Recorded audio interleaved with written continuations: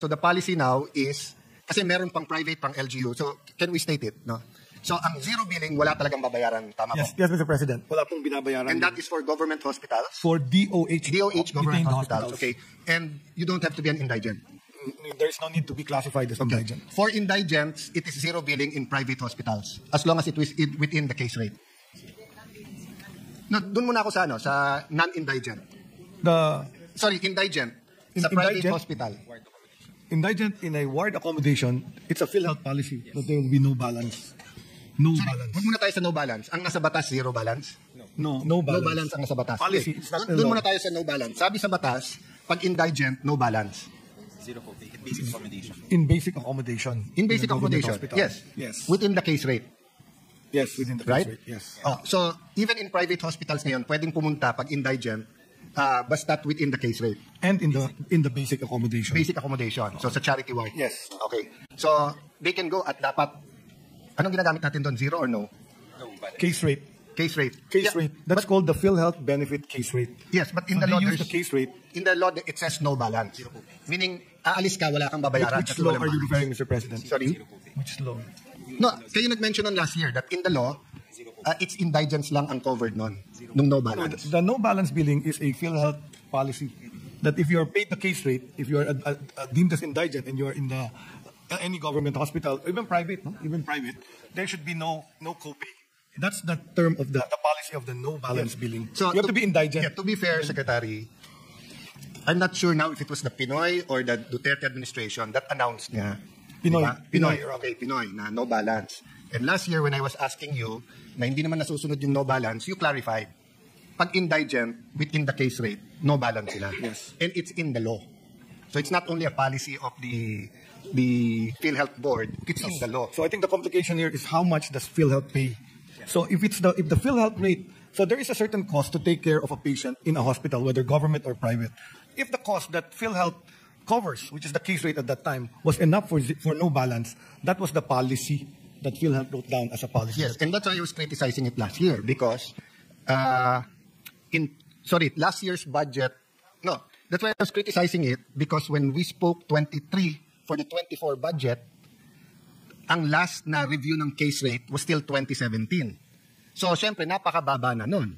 So, hindi naman natin binabago yung no balance, pero ang layo na ng inflation or ibang cost, no? So, I'll go back to that later, sir, with your permission. Let's go muna sa LGU. Sa LGU, ano yung rule sa no balance?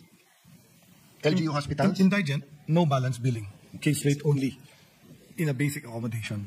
So, why don't we start calling it a case rate rather than no balance or zero balance? Para hindi natin nalilito yung publiko. Kasi, correct me if I'm wrong, ha? Kasi ang batas sinasabi, magsa-survey kayo. Di ba? Ang PhilHealth. Pag survey nyo, i-average nyo ngayon yan. So yung average, yan yung case rate. So kung sa DOH hospital, pag sinabi nyo 50,000 for this procedure, kung sa DOH hospital, it's only 35,000, zero billing ka, o no billing. Pag pumunta ka sa isang private hospital and it's 50,000, within the case rate, zero billing ka. But kung ikaw mismo pupunta ka sa mas mahal na hospital and it's 70,000, bayad ka ng 20,000.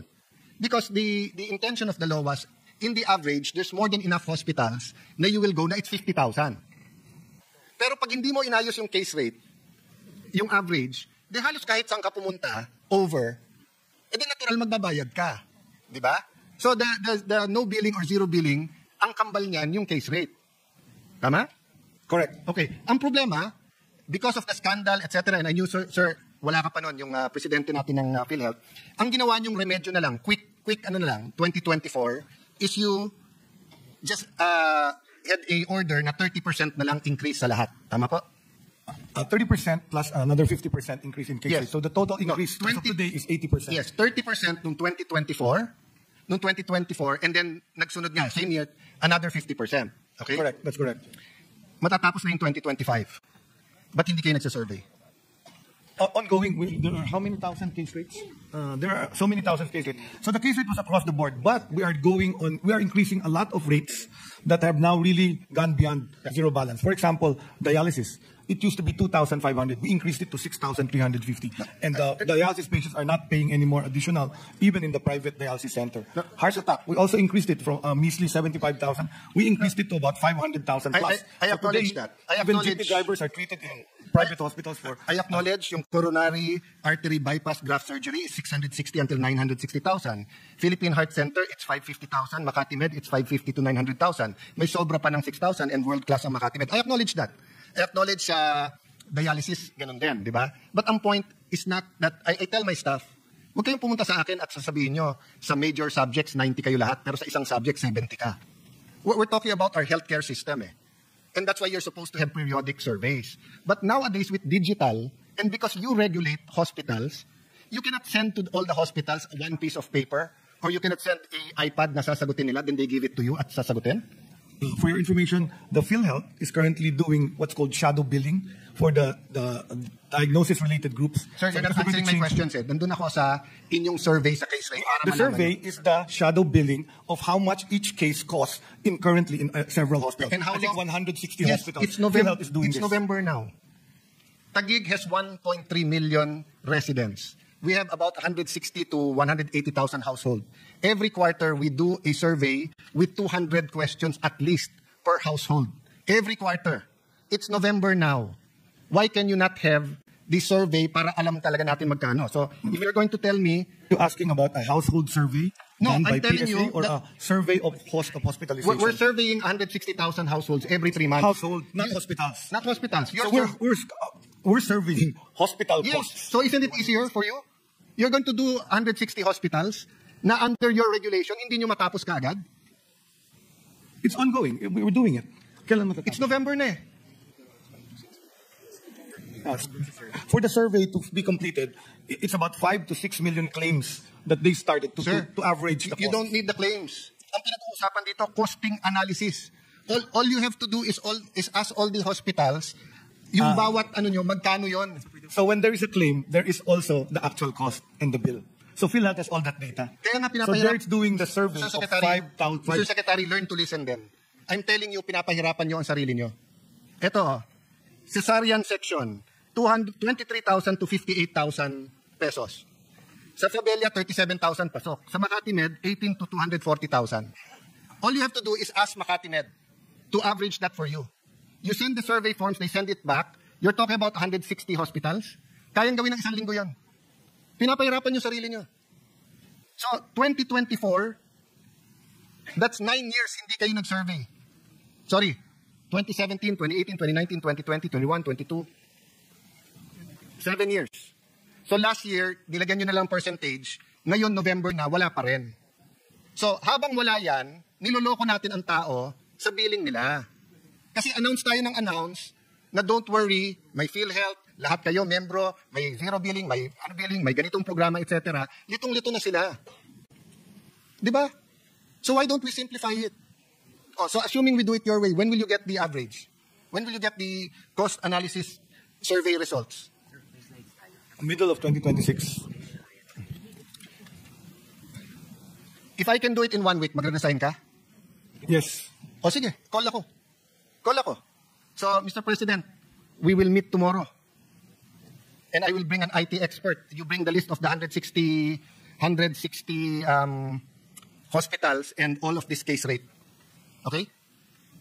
No, sir, hindi pwedeng tungo-tungo lang dito sa Senate. Seryoso tayong pinag-uusapan.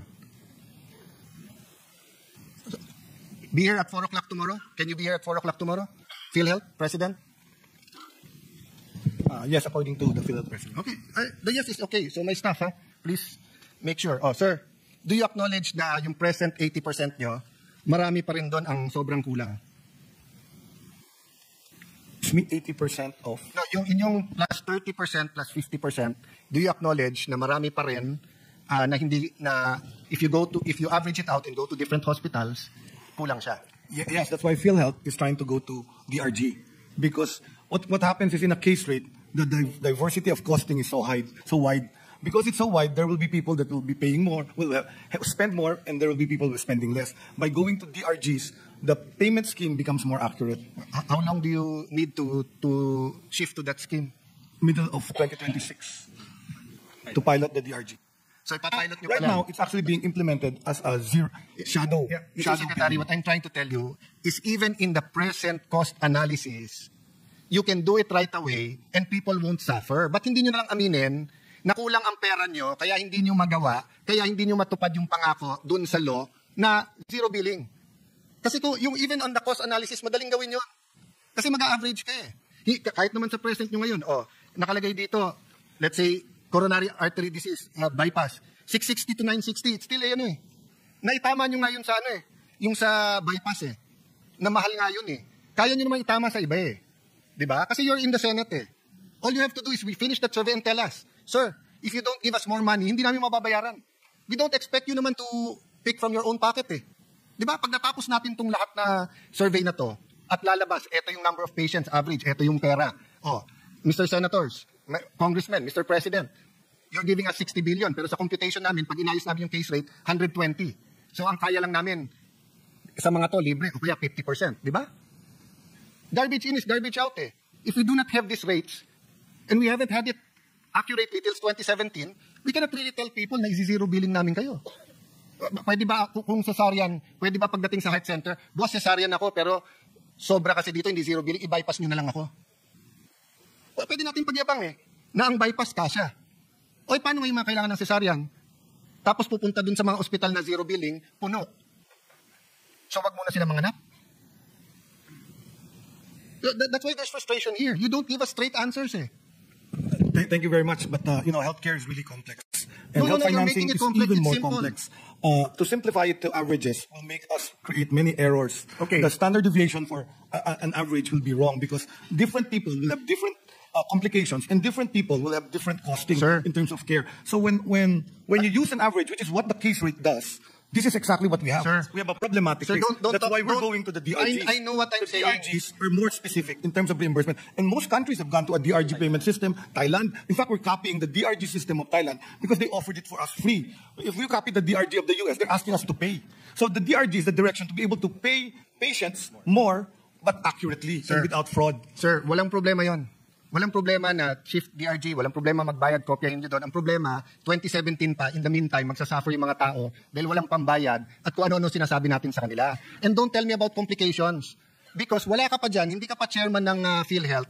Meron ng rule yan Pagka bypass, no complication. Eto yung babayad. Hindi kasama complication.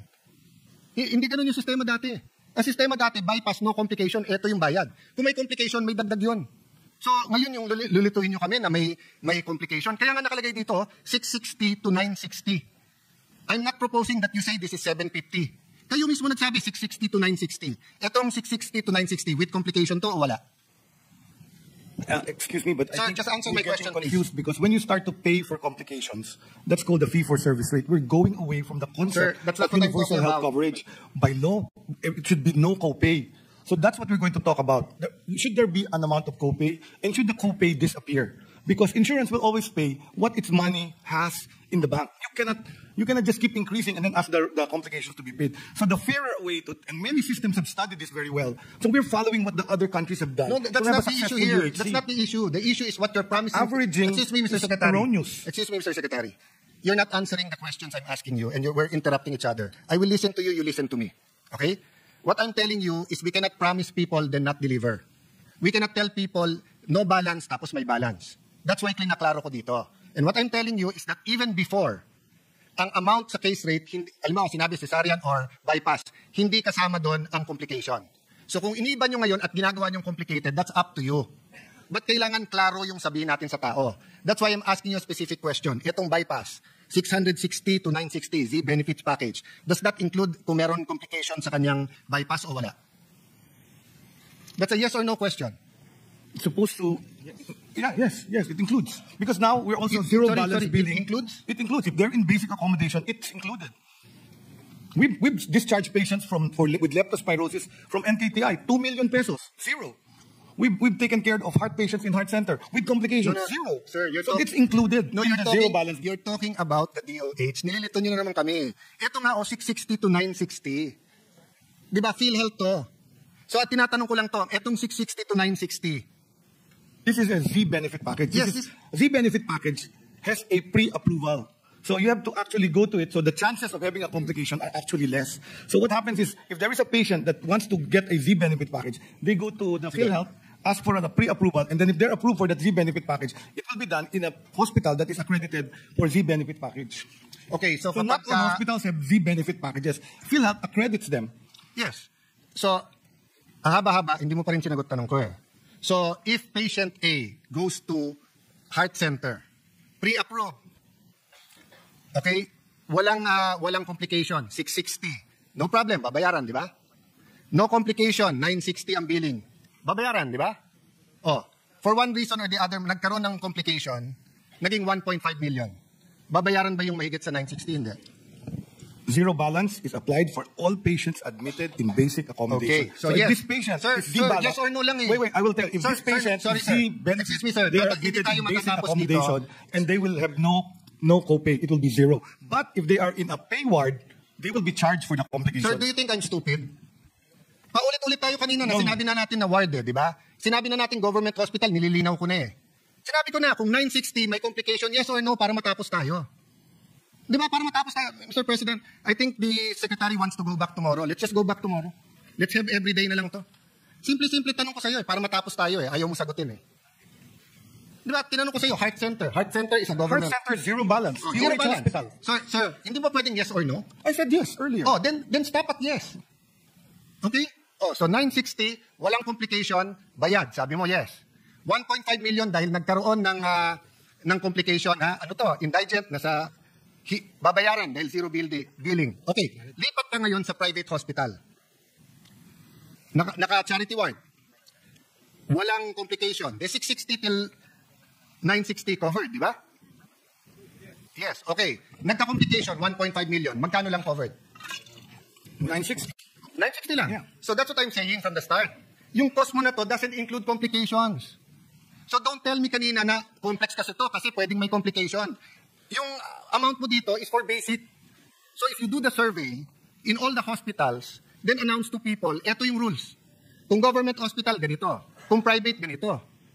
Ilan kami dito? Si Senator JV, nakailan amendment na yung PhilHealth? We were here then. So we know the law. We know na kulang ng pera. Hindi yun yung issue. Ang issue, chairman po kayo ng PhilHealth, hindi nyo ginagawa yung survey. And then sasabihin nyo mag-migrate, pilot pa lang, next year pa lang.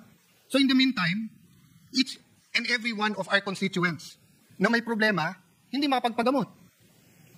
Oh, now answer me. With the zero billing, ilan lang ang kasya sa government hospitals natin? Ilan ang beds ng ating government hospital? Na basic na sasabihin nyo. Total. 90% of the total public beds in the... And how many public beds do we have? Excuse me, sir. I'm asking the secretary. Excuse me. Sir Secretary, you mean you don't know that? That's basic info. I keep changing because there are hospitals that increase their bed capacity by law. So the number is not a fixed number. By law and actual, there are certain things that daily you have to know. And nasa fingertips mo yan. No coaching. I am testing the secretary precisely because I want to know if he's diligent on this or not. You don't have to give me the exact. You can give me a ballpark. Oh, so more or less, ilan ang bed capacity natin? Sir, Mr. Sergeant of Arms, pakitanggal yung naka-black na jacket. Sinabi ko na no coaching eh.